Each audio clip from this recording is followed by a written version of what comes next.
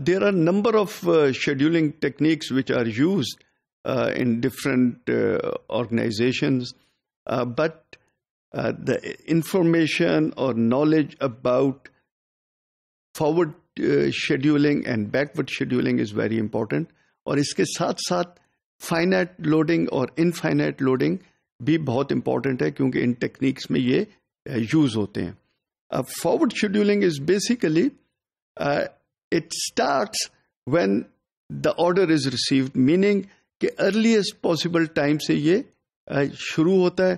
پہلا آپریشن ہوگا کمپلیٹ، اس کے بعد دوسرے آپریشن کی باری آئے گی، پھر تیسرے آپریشن کی، and so on so forth until the whole operation is completed.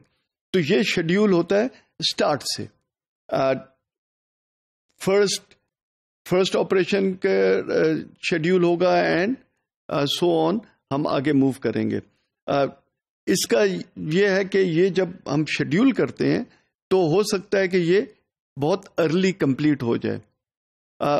Early completion سے کی وجہ سے اس کے جو انوینٹری ہے وہ بلڈ اپ ہوگی، کیونکہ جلدی کمپلیٹ ہو جائے گا تو ڈیو ڈیٹ بعد میں ہے، تو اس کو ہم بیسیکلی ڈیو ڈیٹ تک ہمیں اس کو رکھنا پڑے گا، تو وہ انوینٹری ہماری بلڈ اپ ہوتی ہے.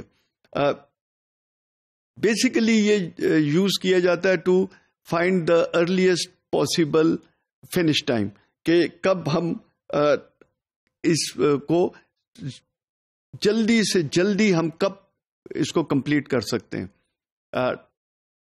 لیٹسٹ وہ ہم بیکورڈ شیڈیولنگ کے ذریعے کرتے ہیں. تو ارلیسٹ پاسبل کمپلیشن ٹائم اس کے ذریعے ہم ڈٹرمن کرتے ہیں. اسی کے بیسس کے اوپر پھر ہم پرومس ڈیٹس وغیرہ بھی ڈٹرمن کرتے ہیں کہ کب ہم نے اس کو پرومس یہ کمپلیشن کا کسٹمر کو بتانا ہے کہ کب یہ مل جائے گا ان کو. جیسے میں نے بتایا اس کی وجہ سے انوینٹری اچھی خاصی بلڈ اپ ہو جاتی ہے، اور عام طور پر جو آرگنائزیشنز ہیں وہ بیکورڈ شیڈیولنگ کو زیادہ یوز کرتے ہیں. بیکورڈ شیڈیولنگ از بیسیکلی جو ایم آر پی لاجک ہے اس کو یوز کیا جاتا ہے. ایم آر پی لاجک کیا ہے؟ ایم آر پی یہ ہے کہ ہم کہتے ہیں کہ جی فنش پروڈکٹ جو ہے لیٹ سے وہ جولائی 30 کو ڈیو ہے، تو ادھر سے ہم اس کی کیلکولیشن شروع کرتے ہیں کہ فنش پروڈکٹ جولائی 30 کو چاہیے، تو اس کے اندر 5 دن لگیں گے فنش پروڈکٹ کو اسمبل کرنے میں. تو اس کا مطلب ہے کہ 25 جولائی کو باقی کمپوننٹ سارے اویلیبل ہونے چاہیے سو دیٹ اس کو اسمبل کیا جا سکے اور 30 جولائی تک اس کو کمپلیٹ کر کے ڈلیور کیا جا سکے. تو یہ ایم آر پی لاجک ہے. پھر کمپوننٹس کی کب پروڈکشن شروع ہونی چاہیے سو دیٹ 25 جولائی تک وہ کمپوننٹس تیار ہوں کہ اسمبلی ہو سکے، اینڈ سو آن. اس کو اس طرح ہم بیکورڈ لے کر چلتے ہیں. تو ادھر بھی یہی لاجک ہے کہ جو ڈیو ڈیٹ ہے ادھر سے ہم کیلکولیشن شروع کرتے ہیں کہ ڈیو ڈیٹ میں لاسٹ آپریشن جو ہے وہ کمپلیٹ ہونا چاہیے. اگین لیٹ سے 20 جولائی کو کمپلیٹ ہونا چاہیے. تو 20 جولائی سے لاسٹ آپریشن کتنا ٹائم لے گا، رن ٹائم اس کا کیا ہوگا، سیٹ اپ ٹائم کیا ہوگا، اس کو ہم کمبائن کرتے ہیں اور پھر ہم کہتے ہیں کہ اوکے اس کی پروڈکشن کب شروع ہونی چاہیے لاسٹ آپریشن کی.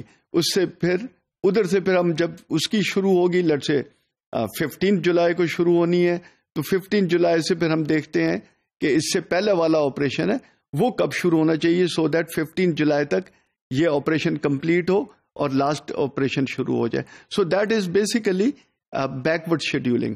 اس کے اندر انوینٹری جو ہے وہ منیمائز ہو جاتی ہے. آلموسٹ تھیوریٹیکلی ہم کہہ سکتے ہیں کہ انوینٹری بالکل ہی نہیں رہتی، کیونکہ اگر ہم نے ڈیو ڈیٹ سے ہم نے کہا کہ لاسٹ آپریشن ڈیو ڈیٹ پہ کمپلیٹ ہو، تو اس کا مطلب ہے ڈیو ڈیٹ پہ کمپلیٹ ہوا تو یہ ڈلیور ہو جائے گا، انوینٹری ہمیں نہیں رکھنی پڑے گی.